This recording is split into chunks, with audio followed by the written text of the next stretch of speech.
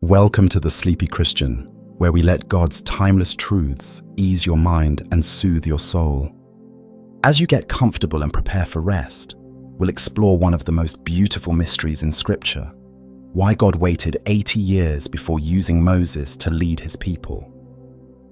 Have you ever wondered why your prayers take time to be answered, or why God sometimes seems silent? Tonight, we'll reflect on the quiet, hidden years of Moses' life, and how, even in the waiting, God was writing a powerful story of purpose and preparation. Before we begin, I'd love to know, where in the world are you watching from? Leave a comment below. It's a small way we can feel a little closer, like a global family resting in God's peace together. Now, let your shoulders relax, let your thoughts slow down, and let's begin our journey. The story of Moses begins in a time of deep fear and oppression. The Israelites had been enslaved in Egypt for generations, and the Pharaoh, growing anxious about their increasing numbers, issued a terrible decree. Every Hebrew baby boy was to be thrown into the Nile River and killed. Imagine the heartbreak that must have filled the hearts of every expectant mother, every father, every family that had hoped and prayed for a child. And yet, in the midst of this darkness, a baby was born, small, vulnerable, and precious in the eyes of God. His mother, Jochebed, saw that he was a beautiful child, not just in appearance, but in spirit. She couldn't bring herself to obey Pharaoh's cruel command. With trembling hands, she hid her baby for 3 months, trusting in God to protect him. But babies grow quickly, and soon, it became too dangerous to keep him hidden. So she did something both incredibly brave and heartbreakingly tender. She crafted a small basket made of reeds, waterproofed it with tar and pitch, and placed her baby inside. Then, with a prayer only a mother could truly understand, she set him afloat in the Nile. It may have looked like an act of desperation, but it was actually an act of faith. She wasn't abandoning her child. She was releasing him into God's hands. As the basket drifted among the reeds, it just so happened to be found by someone unexpected: the daughter of Pharaoh himself. She was bathing in the river when she spotted the small ark, opened it, and saw the crying child. And though he was a Hebrew baby, something stirred in her heart. Compassion overcame culture. Love overcame politics. She decided, in that moment, to raise him as her own. But God wasn't finished weaving the details. The baby's sister, Miriam, had been watching nearby. She approached Pharaoh's daughter and asked, "Shall I go and find a Hebrew woman to nurse the baby for you?" When she agreed, Miriam ran to get her mother, Jochebed. And just like that, the very woman who had released her baby into the river was now being paid to care for him. God had returned the child to her arms, even if only for a while. Isn't that just like God? To take what we surrender in fear and return it in peace.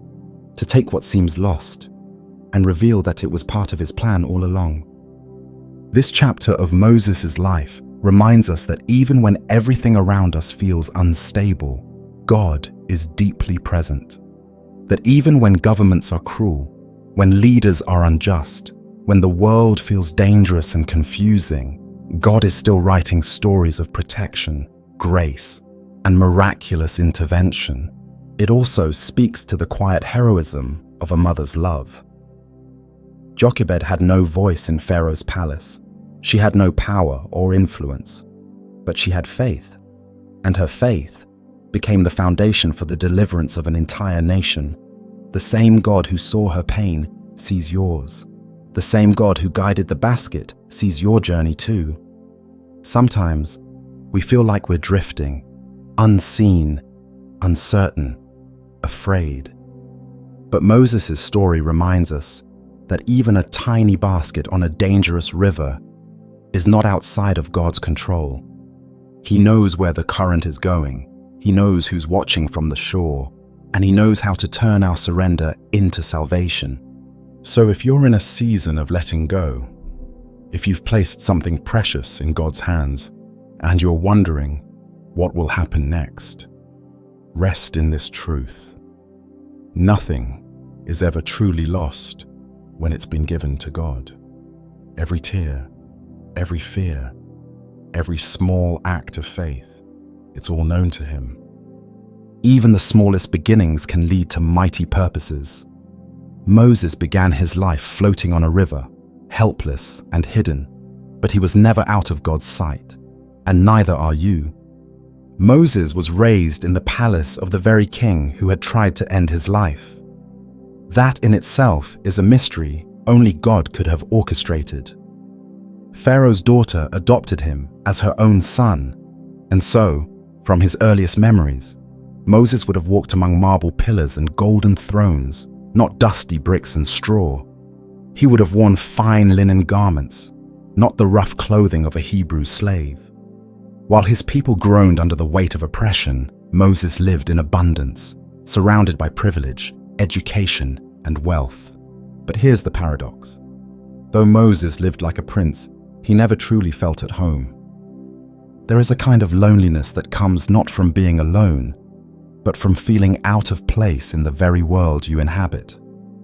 Moses would have looked Egyptian, spoken the Egyptian language fluently, and studied under the finest scholars in the land. He would have learned military strategy, Egyptian theology, politics, literature, and mathematics. Some ancient historians even suggest he was being groomed for leadership. From the outside, his life looked like a dream, but inside, he carried a secret, a Hebrew identity that he could not escape. Perhaps there were moments when he passed by a Hebrew slave and felt something stir deep within his soul, a sense of recognition, a shadow of belonging. Perhaps he asked questions in private. Who are these people? Why are they treated this way? And maybe, over time, the whispers of truth reached his ears, whispers that said, "These are your people. You were not born of royalty, you were born into bondage." And yet, God allowed Moses to live in this tension. Not fully Egyptian, not yet fully Hebrew, not enslaved, yet not truly free. This kind of in-between space is something many of us understand. Maybe you felt that way in your own life, like you don't quite belong where you are, like you've been placed somewhere that doesn't feel like it fits. And yet, God hasn't moved you. It can be confusing. It can make you wonder if something is wrong with you. But Moses shows us that sometimes God allows us to live in the tension so that He can train our hearts for compassion, perspective, and purpose. Moses knew the language of Pharaoh's court. He understood how power operated. He saw firsthand the pride of rulers and the machinery of empire.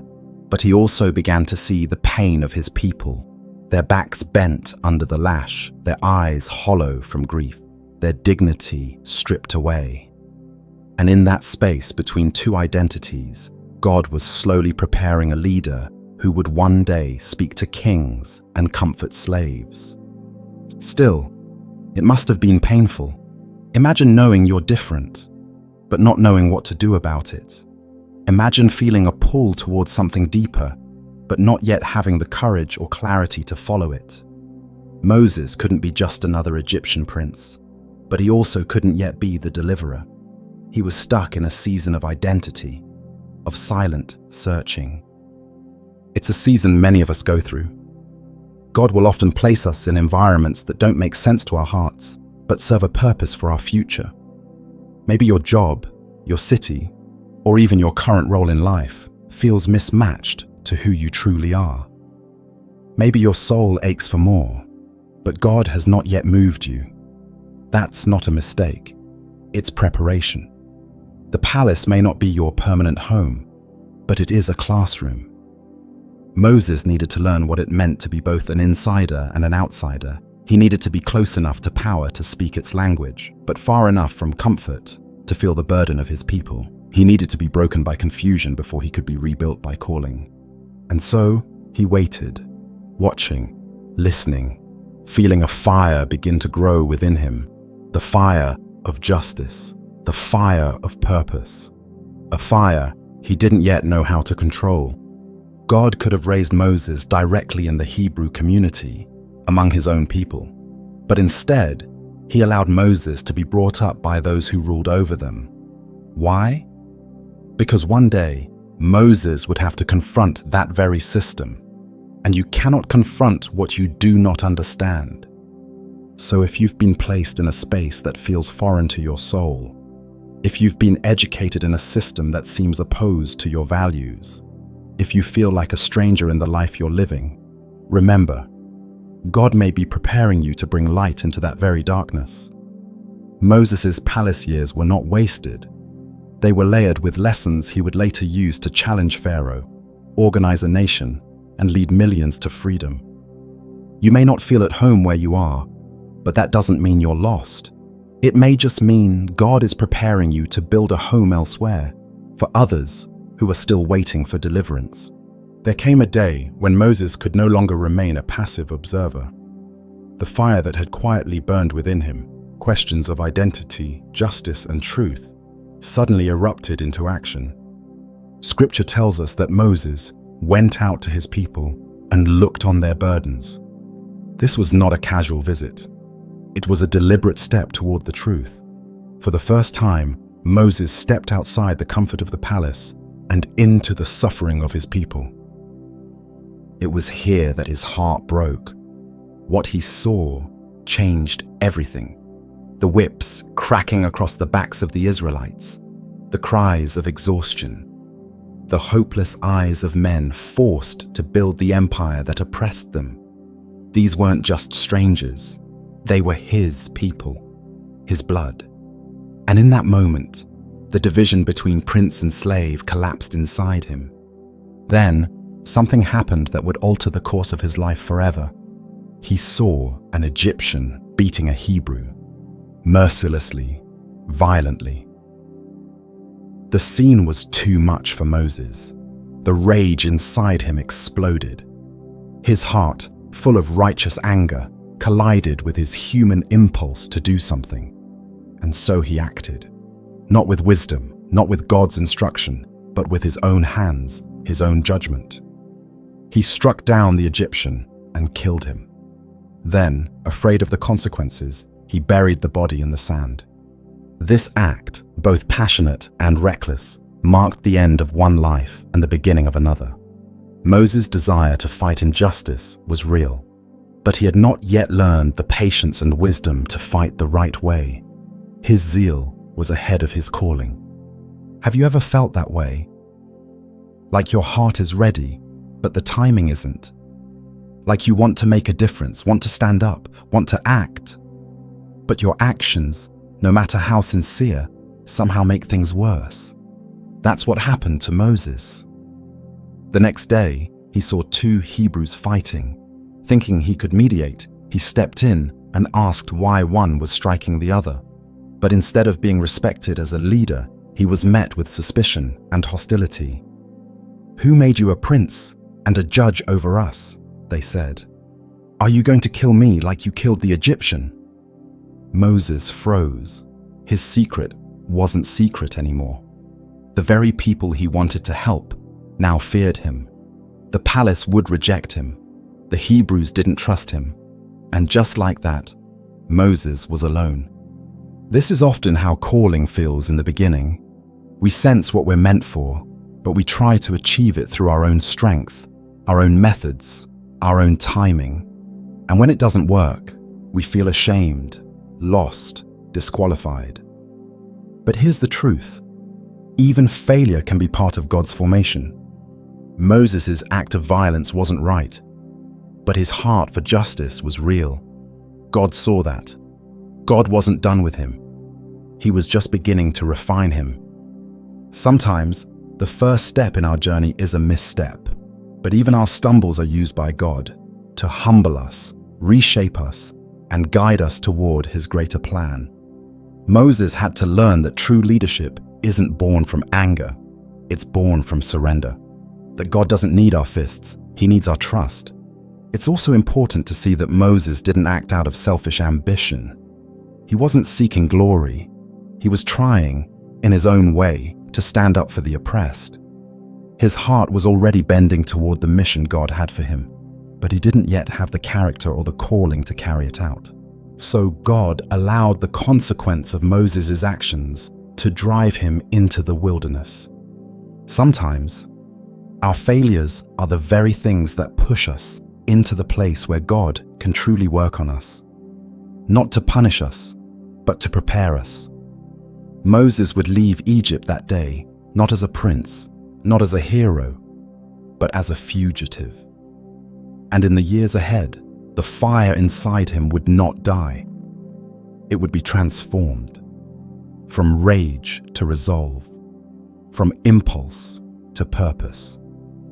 The journey of a leader doesn't begin on a throne. It often begins in the dirt. In the sand where mistakes are buried. In the shadows where questions echo. In the silence where God begins to speak. So if you've acted out of frustration, if you've tried to do the right thing the wrong way, if you've failed and feel the weight of that failure, remember Moses. God did not discard him. He redirected him. Your passion, your desire for justice, your aching for purpose, God sees all of it. But he's not just interested in what you do, he's interested in who you become. And that transformation often begins the moment you realize, I can't do this alone. I need God to lead. I need his timing, his wisdom, his strength. That's where Moses was headed. Not to a palace, not to a platform, but to the wilderness, to the place where the fire would be refined. And maybe that's where you are too. The wilderness is often misunderstood. To most people, it seems like a place of exile, a place you run to when you've failed, or when life has fallen apart. For Moses, the wilderness was both a punishment and a beginning. After fleeing Egypt in fear for his life, he arrived in the land of Midian, a vast, quiet desert far removed from the chaos and power of Pharaoh's palace. There were no grand halls here, no political intrigue, no slaves or soldiers, just silence, sand, and the sound of wind sweeping across the rocks. At first, it must have felt like the end of his story, from prince to fugitive, from purpose to obscurity. One moment, he was a man ready to act, to defend the weak, to bring justice. The next, he was a stranger in a strange land, with no home, no status, and no direction. And yet, this was exactly where God wanted him. Sometimes, the wilderness is not a place of exile, it's a place of transformation. It's where the noise of the world finally fades, and the still, small voice of God can be heard. In Egypt, Moses had knowledge, but not wisdom. He had strength, but not patience. He had passion, but not humility. The wilderness would change that, not in a single moment, but over the slow, silent passage of time. He began to build a new life. He met Zipporah, the daughter of a Midianite priest named Jethro, and married her. He became a shepherd, tending flocks in the quiet hills. Day after day, he walked among sheep, leading them to food and water, protecting them from danger, learning the rhythm of the land. And in that quiet, unnoticed life, something deeper began to grow in him. When we think of greatness, we often imagine bold actions and loud victories. But God often prepares his greatest leaders in hidden places. Moses spent 40 years in that wilderness. Not 40 days, not even 4 years, 40. A full lifetime in silence. Most of us would have long given up. We would have thought, God has forgotten me. My calling is over. My mistake was too great. But God had not forgotten. He was shaping Moses, day by day, into the kind of man who could carry the weight of leading a nation. Because to lead others, you must first learn to be led, and to speak for God, you must first learn to listen. Think about what Moses had to unlearn. In Egypt, he had been trained to lead with authority, to command armies, to speak with confidence. But in the wilderness, he had to learn how to lead gently, how to wait, how to serve, how to listen. He had to learn to trust something beyond himself. In the eyes of the world, he had become invisible, but in the eyes of God, he was becoming ready. There's a sacredness to hidden seasons. They feel like nothing is happening, but in reality, everything is. Your character is forming, your heart is softening, your perspective is widening. God isn't in a hurry. He's building something that lasts. For Moses, every sunrise in the desert was another step toward transformation. Every long walk with the sheep was another moment of reflection. Every quiet night beneath the stars was another opportunity to speak with God. Not out loud, perhaps, but in the deep language of the soul. And the beauty of it is this: Moses didn't know he was being prepared. That's the mystery of God's timing. You often can't see what's being built until the moment you're called to use it. We live in a world that glorifies speed and visibility. We want results, recognition, purpose, all now. But God's way is different. He often works in the unseen, in the slowness, in the wilderness. Because it's in those places that we stop performing and start becoming. If you're in a season that feels like the wilderness, isolated, unimportant, forgotten, remember Moses. Remember that God does not waste time. The silence is not abandonment, it's preparation. The stillness is not punishment, it's formation. You may not be in the palace anymore. You may feel like your moment has passed, but God is still writing your story. He hasn't forgotten your calling. He's just deepening your roots so that when the winds come, you won't be shaken. Moses would not emerge from the wilderness as the same man who entered it. The fire in him would remain, but it would burn differently. No longer wild and uncontrolled, but steady and surrendered. No longer driven by anger, but by obedience. No longer acting on impulse, but on divine command. The 40 years of silence were not lost time. They were sacred time. Time that would prepare him for the moment when God would call his name. And that moment was drawing near. Day after day, Moses walked through the rocky terrain of Midian, a shepherd in the quiet hills, far from the power and politics of Egypt. His life was no longer about commanding armies or debating in royal courts. It was about listening for the sounds of his flock, bleating sheep, rustling grass, the distant howl of a predator.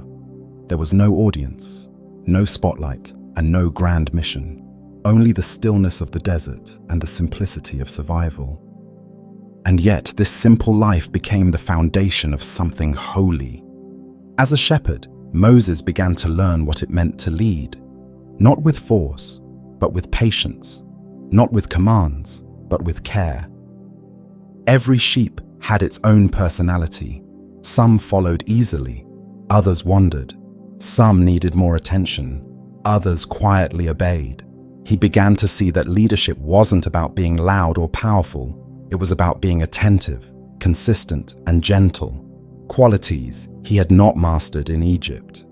There's a sacred intimacy between a shepherd and his flock. Moses had to rise early, stay out late, and remain alert through long nights. He had to find green pastures in a land where vegetation was scarce.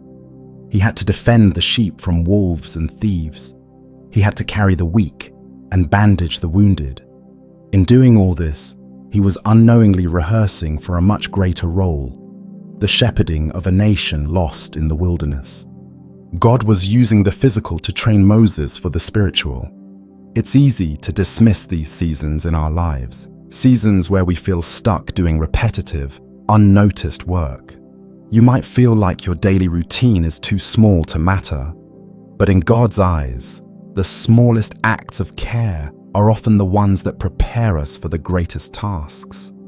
It's in the hidden moments of service, washing dishes, raising children, showing up at a job you don't love, that God teaches us endurance, humility, and wisdom. Moses began to slow down in Midian, and in that slowing, he began to hear what he had never heard in Egypt, the quiet voice of the soul. the voice of reflection, the voice of conscience, perhaps even the whisper of God himself, soft as a breeze in the desert air. Midian became more than just a hiding place. It became holy ground long before Moses ever saw the burning bush.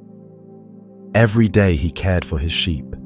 He was stepping closer to becoming the kind of man who could care for God's people. Every time he guided a lost lamb back to safety, he was learning how to bring the Israelites out of slavery. Every moment he spent alone with his thoughts was a preparation for the conversations he would one day have with God face to face. But he didn't know it yet. That's the beauty and the challenge of preparation. You rarely realize it while it's happening. You think you're simply surviving, or starting over, or walking in circles. But in reality, God is shaping you. Moses also began to understand solitude in a new way. In Egypt, his life had been full of noise, orders, instructions, the demands of empire. But in Midian, the silence became his companion. Solitude can be uncomfortable, especially when it forces us to confront ourselves. But it is also where healing happens, where pride is slowly peeled away, where wounds begin to close, where the ego finally quiets down enough for the soul to speak. Over time, Moses stopped longing for Egypt. He stopped replaying the past. He stopped trying to fix what had gone wrong. He simply lived, one day at a time, faithfully, quietly. And this is where true transformation began. He also began to raise a family. He became a husband, a father, another kind of shepherd, of hearts and homes. In Egypt, he may have learned how to rule. In Midian, he learned how to love. It's important to realize that Moses was not idle during these years. He didn't wallow in regret. He didn't wait for a sign. He simply did what was in front of him, and that was enough. God doesn't always need us to chase a calling. Sometimes he needs us to live faithfully right where we are. That's how preparation works. It doesn't always look like purpose, but purpose is often born from the quiet repetition of small, faithful acts. Imagine Moses, decades into this life, no longer expecting anything grand. Egypt was a distant memory. Deliverance was a dream he had let go. Maybe he thought, I missed my chance. God chose someone else. But God had not forgotten. Every moment, every lesson, every silent year was adding up. God was not in a hurry. He was waiting for the moment Moses would be ready, not by the world's standards, but by God's. Because God's definition of readiness is different. It's not about youth or strength or status. It's about surrender. It's about trust. It's about humility. And one day, as Moses walked with his sheep to the far side of the wilderness, he would see something that would change everything. A bush, burning but not consumed. The voice of God would call to him from within the fire. And in that moment, he would realize that all of it, the palace, the failure, the exile, the obscurity, had led him here. The shepherd had been trained in silence, and now the shepherd of all was calling his name. Your wilderness may feel endless, but it is not wasted. You are being shaped, just like Moses was, quietly, patiently, lovingly, until the day God says, now it's time. It was an ordinary day, just like so many others before it. The sun had risen over the horizon, casting long shadows over the barren hills of Midian. Moses had led his flock beyond the usual paths, seeking fresh pasture. He moved slowly, with the calm rhythm of someone who had made peace with simplicity. There were no signs that this day would be any different from the thousands that had come before. He was 80 years old now, no longer young, no longer ambitious, no longer chasing anything, just tending sheep, step by step, in the quiet landscape of exile. And then it happened. As he neared Mount Horeb, the mountain of God, his eyes caught something strange. A bush, burning with fire, yet not consumed. The flames danced and shimmered, but the branches remained untouched by the heat. It was a mystery, an impossible contradiction. Fire without destruction, flame without ashes. Something within Moses stirred. He could have ignored it. He could have kept walking, but instead, he said to himself, "I must turn aside and see this great sight, why the bush is not burned." That decision to turn aside is where the extraordinary begins. Because in that moment, God saw that Moses was willing to pause, to notice, to be curious about something that didn't fit the rules of the world he thought he knew. And then, a voice spoke his name. "Moses, Moses." He answered the only way a soul can answer when it realizes it's being addressed by something infinitely greater than itself. "Here I am." God told him to take off his sandals, for the ground he stood on was holy, not because it looked special, not because it was marked or set apart by human hands, but because God's presence was there. The same dusty earth Moses had walked on for decades had become sacred, not by change in substance, but by the one who now stood within it. God introduced himself, not as a stranger, but as the God of Moses' ancestors. "I am the God of your father, the God of Abraham, the God of Isaac, and the God of Jacob." At this, Moses hid his face, afraid to look at God. It was not fear in the sense of terror, but a reverence that overwhelmed him, a deep knowing that he was standing in front of the divine. Then God spoke the words that must have pierced Moses to his core. "I have surely seen the affliction of my people who are in Egypt, and have heard their cry. I know their sufferings." After all these years, Moses must have wondered if God had forgotten, if the groaning of the Israelites was too distant, too faint. But God had seen, God had heard. And now, God was moving. And what he said next must have shaken Moses.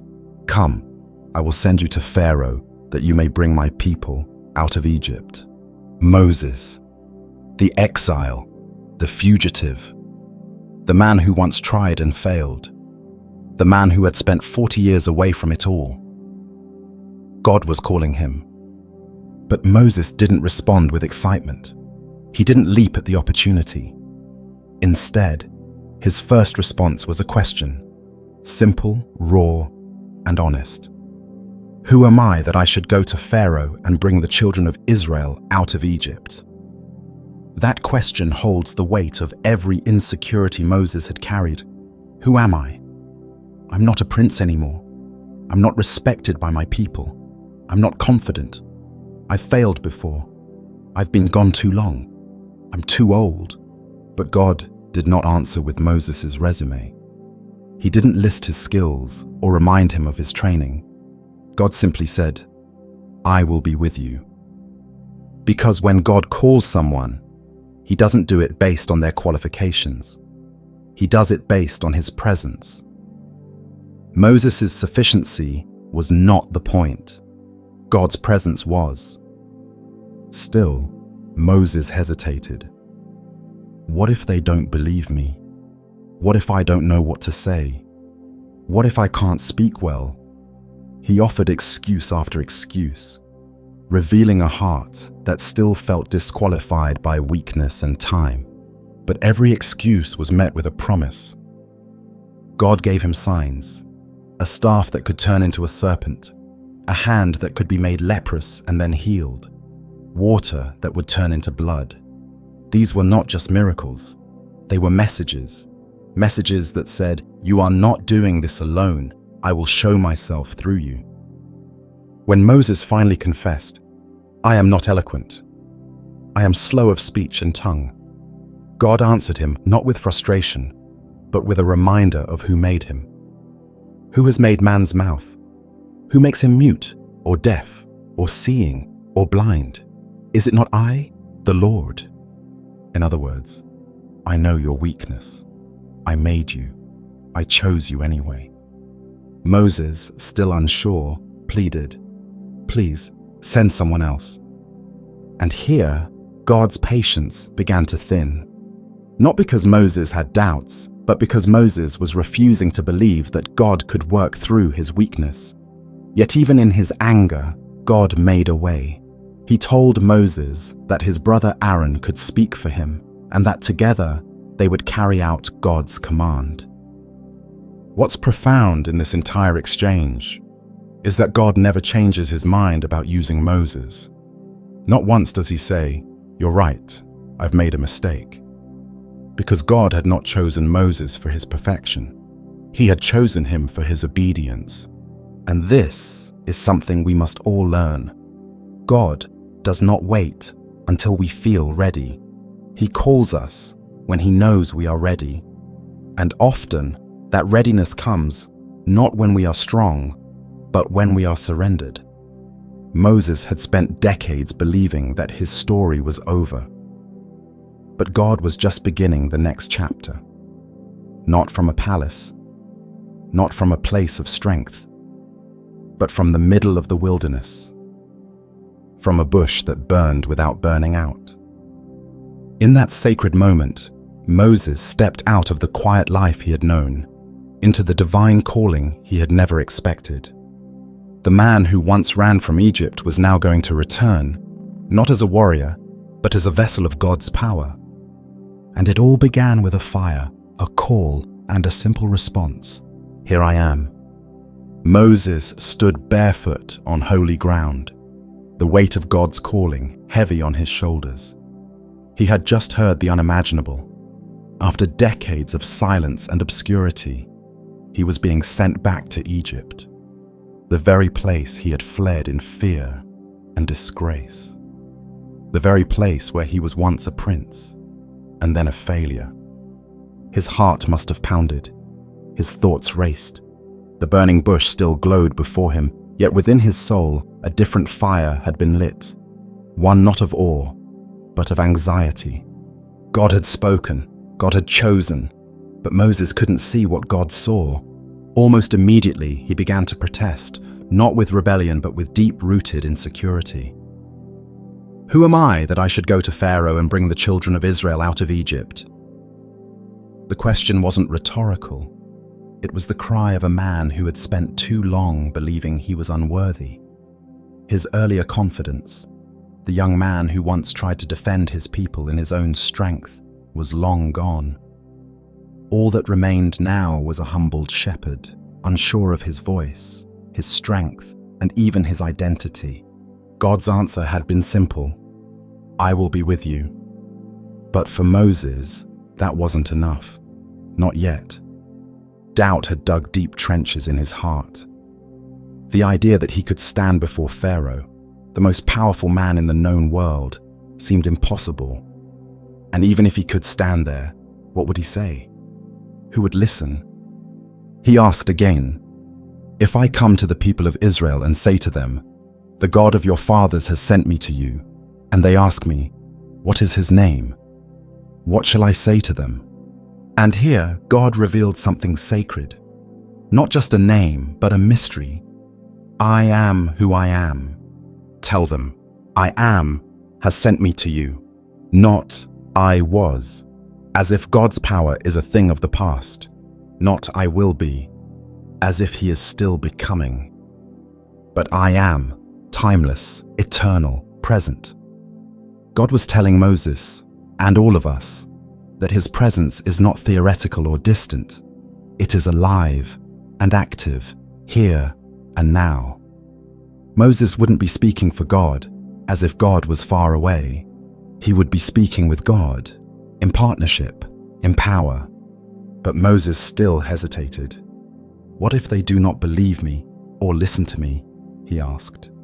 His doubts weren't just about Pharaoh anymore. They were about his own people. The last time he tried to help them, they had mocked him, rejected him, reminded him of his failure. What if it happened again? God responded with patience and power. He gave Moses signs to assure him. First, he told Moses to throw down his staff. When it hit the ground, it became a serpent. Then God told him to pick it up by the tail, an act no shepherd would do lightly. But Moses obeyed, and as he grasped the snake, it returned to being a staff. Then God gave him another sign. He told Moses to place his hand inside his cloak. When Moses drew it out, it was leprous, white as snow. But when he placed it back in and removed it again, it was restored. God was showing Moses two things. First, that he held power over nature, over illness, over all that seemed uncontrollable. Second, that obedience, even when strange or frightening, was the doorway to miracles. And still, Moses wasn't convinced. "O Lord, I am not eloquent," he said, "neither in the past, nor since you have spoken to your servant. I am slow of speech and of tongue." This moment is tender and raw. Moses was laying bare his deepest insecurity. Perhaps he had a speech impediment. Perhaps it was fear. Whatever it was, it made him feel broken, disqualified, inadequate. But God didn't argue with his feelings. Instead, he reminded Moses of a truth far deeper than fear. Who made man's mouth? Who makes him mute, or deaf, or seeing, or blind? Is it not I, the Lord? Now go, and I will be with your mouth and teach you what you shall speak. It was one of the most profound affirmations in Scripture. God wasn't asking Moses to pretend he had no weakness. He was asking Moses to trust that even his weakness was known, formed, and held by the Creator. God had made his mouth. God would speak through it. Still, Moses clung to his fear. "Please, send someone else." This wasn't doubt anymore. It was desperation. Moses was begging God to choose another. He wasn't rebellious. He was broken. And even then, even when the fire of God burned before him and the voice of God spoke to him, Moses couldn't believe that he was enough. God's response was both stern and compassionate. The Lord's anger was kindled, but even in that anger, he provided help. "Is there not Aaron, your brother? I know that he can speak well. I will speak to you, and you will speak to him, and he will speak to the people." Even when Moses refused to believe in himself, God didn't withdraw the calling. He adapted the mission to meet Moses where he was. Because God's plans are not derailed by our weaknesses, they are often revealed through them. And so, with trembling hands, a reluctant heart, and 1,000 doubts, Moses agreed. He would go, not because he felt ready, but because God would be with him. This is one of the greatest truths in Moses' story, and perhaps the greatest comfort for any of us who feel overwhelmed by our own limitations. God does not wait for the confident, the eloquent, or the unafraid. He calls the broken, the insecure, the uncertain. He says, "I will be with you." And that is enough. Moses would soon stand before Pharaoh. He would perform signs and wonders. He would lead an entire nation to freedom. But before any of that, he had to face his deepest fear, that his weakness made him unusable. And God's answer then is still his answer now. Your weakness is not a problem. Your doubt is not a disqualification. I will be with you. By the time Moses stood before Pharaoh, he was no longer the young man burning with impulsive zeal, nor was he the broken fugitive hiding in the wilderness. He was something entirely different now, older, humbler, quieter, but also deeply transformed. What had changed him wasn't just the call at the burning bush. It was everything that had come before it. The palace had shaped his intellect. The wilderness had shaped his heart. but the slow, patient timing of God had shaped his soul. When we talk about timing, we often think in terms of efficiency. We want results quickly. We measure value by speed and visible progress. But God operates on a completely different schedule, one that has nothing to do with clocks or calendars. His timing is not about speed, it's about readiness. Not just when the world is ready for us, but when we are finally ready for Him to work through us. Moses was 80 years old when he was finally sent to fulfill the purpose for which he had been born. That fact alone should stop us in our tracks.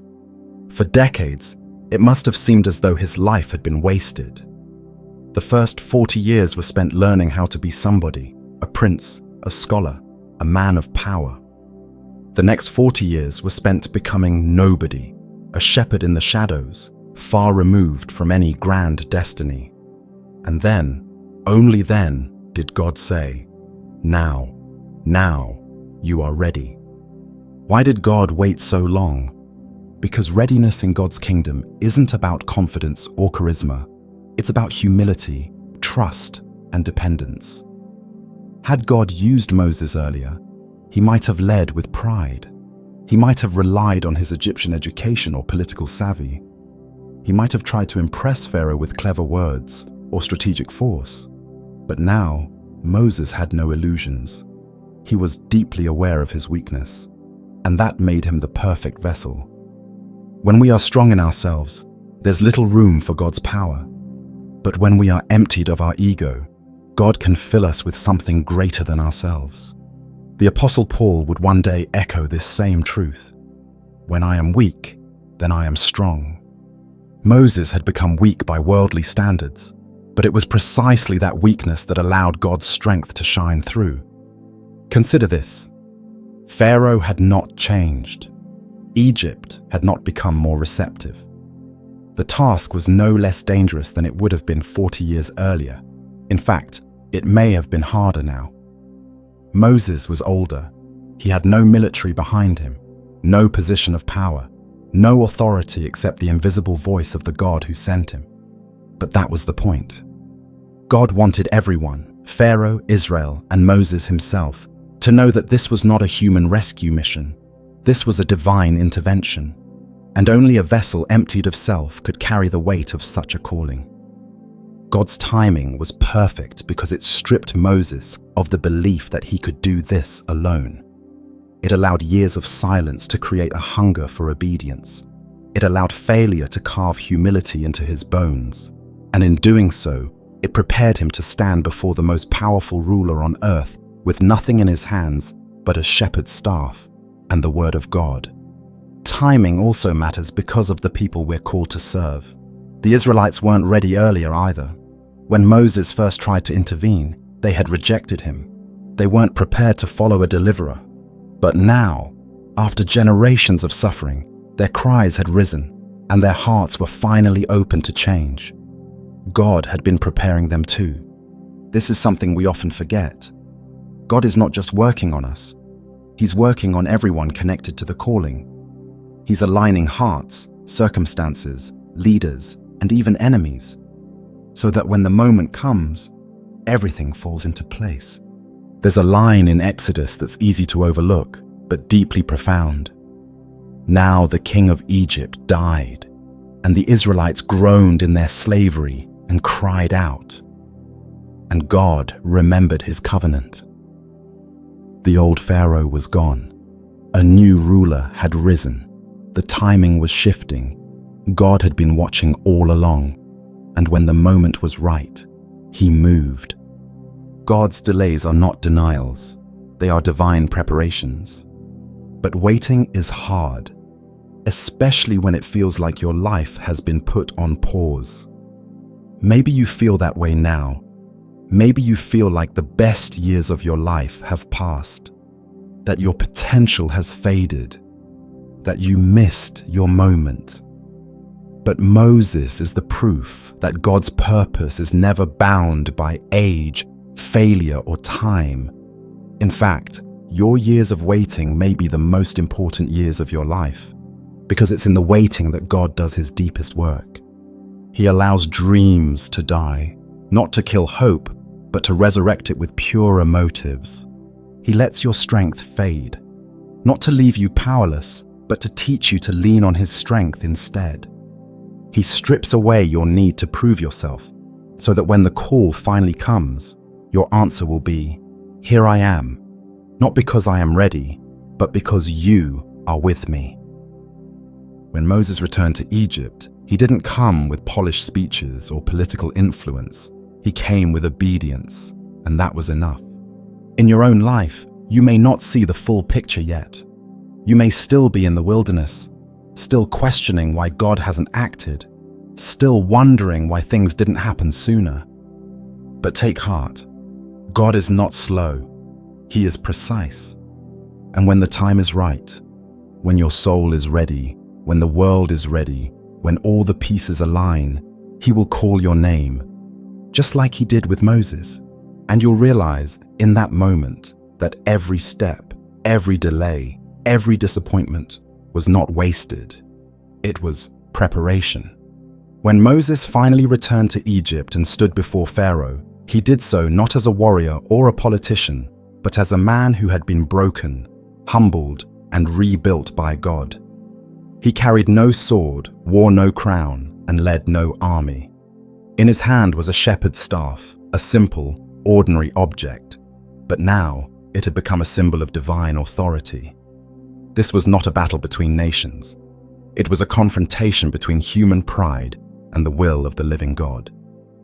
And the man at the center of it all, Moses, was the least likely hero.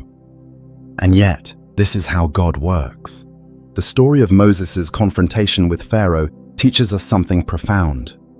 Deliverance begins in weakness. True strength is not revealed in polished speeches or intimidating presence, but in quiet obedience. God deliberately chose a man who doubted himself, a man who was slow of speech, a man who had once fled in fear. Why? Because when deliverance comes through weakness, no one can mistake the source of the power. It becomes clear that it is God, not man, who saves. Each time Moses went before Pharaoh, he did so in trembling faith. He wasn't certain of the outcome. He didn't know how long the struggle would last. He only knew that God had told him to go and that he must obey. Imagine the courage it took. Moses, once a fugitive, now walked the marble halls of Pharaoh's court. The same palace that had once raised him now viewed him as a threat. He stood before the most powerful man on earth and made a demand not in his own name, but in the name of a God. Pharaoh did not know. "Let my people go." And Pharaoh laughed. Who was this God? Who was this shepherd? What could possibly make a king bend to a man like this? But God had already planned it all. He told Moses from the beginning that Pharaoh's heart would be hard, that he would resist, that the battle would not be easy or quick. And yet, God also promised that he would stretch out his hand, and through signs and wonders, he would show both Egypt and Israel who he truly was. So Moses obeyed, and the plagues began, with each act of judgment: blood, frogs, gnats, flies, disease, boils, hail, locusts, darkness. God revealed more of his power. But Moses was not the one causing these plagues. He was simply the one announcing them. He was the messenger, the mouthpiece, the humble vessel. He didn't need to be strong. He just needed to show up. Again and again. That's what obedience looks like. Not a grand display of confidence, but consistent faithfulness in the face of resistance. And through it all, something remarkable began to happen. Not just to Pharaoh, but to Moses himself. The man who had once begged God to send someone else was now standing firm, day after day, declaring the will of God. The man who had once said, "I am not eloquent," was now speaking words that shook an empire. He didn't grow into his strength overnight. It happened through obedience, step by step, moment by moment. Sometimes, the greatest transformation doesn't happen in a single miraculous encounter. It happens in the long journey of obedience. Moses had to keep going back to Pharaoh, knowing he would be rejected. He had to speak truth, knowing it would be resisted. He had to stand firm, even when the outcome was unclear. And every time he obeyed, his faith deepened. Deliverance didn't come all at once.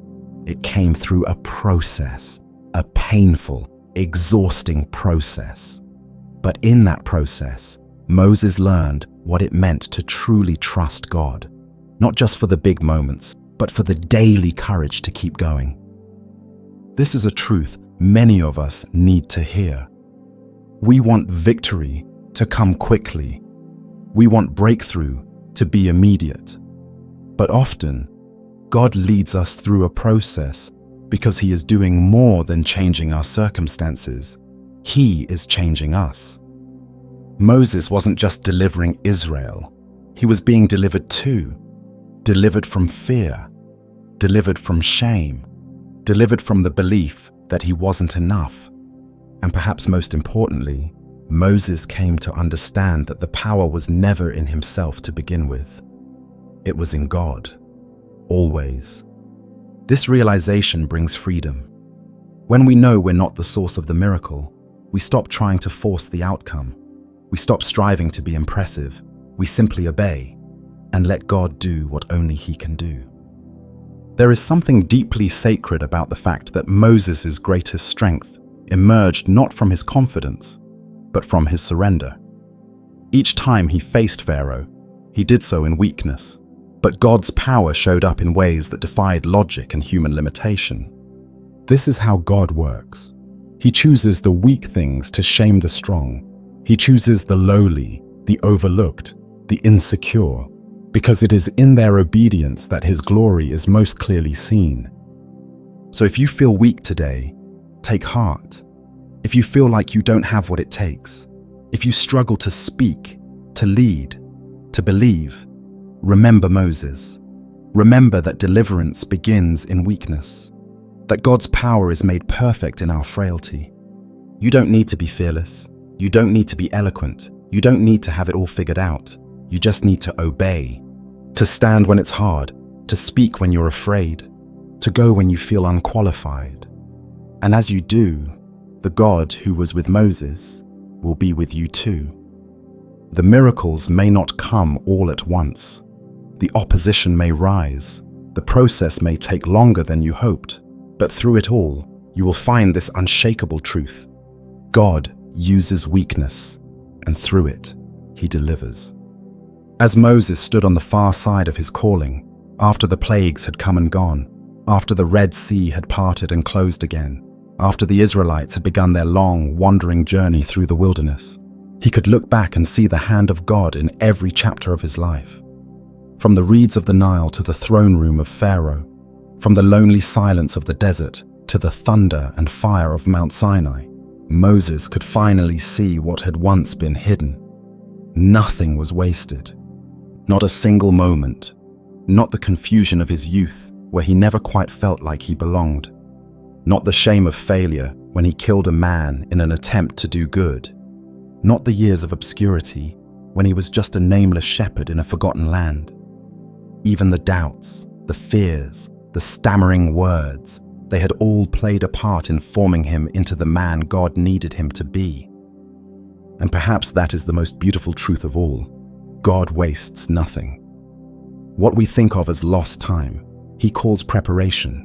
What we think of as failure, He calls formation. What we think of as silence, He fills with purpose. For 80 years, Moses lived in what looked like delay. His calling didn't come at 20 or 30 or even 50. It came at the age when most people stop dreaming, when most people settle into the idea that life is behind them, when energy wanes and hopes dim. But God chose that moment, not by accident but by design. And in doing so, God made a powerful statement that still echoes across time. It is never too late for purpose. So many of us carry the weight of missed opportunities. We look back and see the forks in the road, the choices we regret, the years we think we've lost.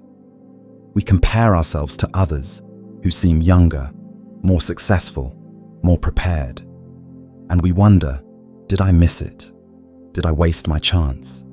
Has God moved on without me? But Moses' story says, no, you are not forgotten. Your story is not over. Your time is not wasted.